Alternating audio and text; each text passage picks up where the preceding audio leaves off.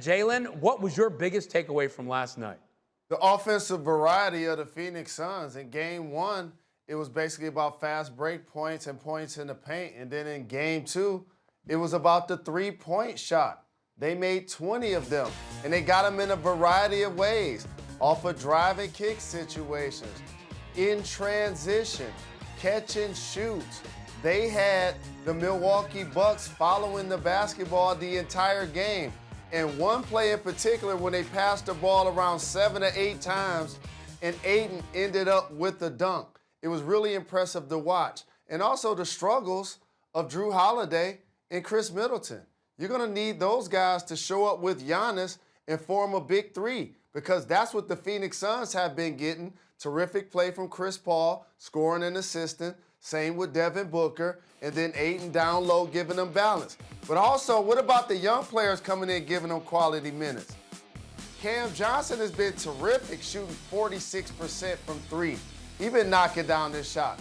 Mikal Bridges, career playoff high, playing great minutes. So Monty Williams and his coaching staff has done a terrific job also of developing young talent. And you mentioned that point in the second quarter towards the end, that exchange where they passed it 10 times. That was like a clinic for kids to watch about team basketball and just how effective it can be. Got you right there. Now, Perk, who must step up for these Bucks with this series heading back to Milwaukee for them to get back in it? Well, you know what? The person that has to step up the most is Mike Budenholzer, and here's why.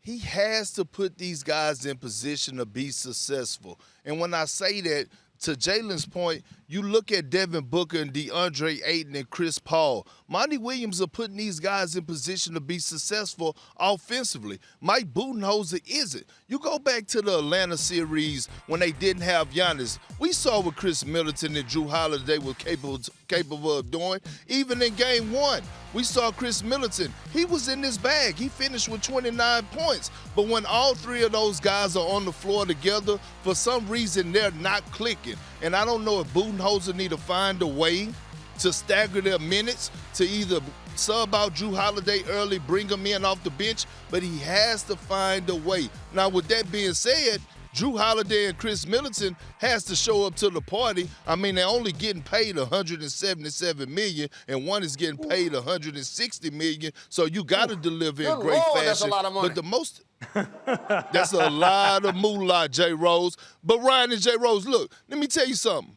The one thing that stood out to me is one team is happy to just be here, and the other team is on a mission to complete it, right? You look at the Milwaukee Bucks, and you hear all the post-game comments. You see Chris Middleton and Drew Holiday laughing. You hear Giannis saying, let's just have fun. We haven't been here since 1973. And then you look on the other hand, you look at Devin Booker saying, it's not over. The mission is not done, with a serious face after he finished dropping the 30-piece. So I'm looking at it, and this is why I always tell the world, it's a huge accomplishment to get to the finals.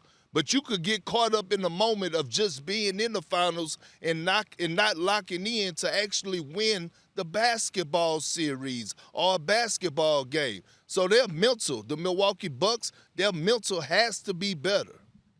But it's not all doom and gloom, big fella. Dario Saric is out. Craig got carried out. The Milwaukee Bucks have been down 2 games in this postseason. They were down to the Nets when KD were going crazy. Giannis is back playing. It's what a surprise. And he was terrific, and he was dunking all over them in that game. And so now that they're going back home, Middleton is distinctly better in these playoffs in home games, and he really struggles completely in losses. Drew Holiday will play better. Portis, a role player, is going to play better. Lopez is even going to play better, Big Perk. And the Milwaukee Bucks are going to go home. And remember, I told you this. And even this series, one game at a time. This is going to be a long series, big fella. Okay. Wait. So Ryan, Jalen, let me ask you this. Let me jump in real quick. Can the Bucks still win this thing? Can they win this series? Will they win this series? However, They're not going to be able to do it. Because 89% of the time when you lose the first 2 games, you're going to lose the series. So that's going to happen in Milwaukee. So Chris Paul going to get his ring this year. It's going to happen. But it's not going to be a sweep. It's probably not going to be 5. I still anticipate Suns in 6. Okay, Perk, jump in.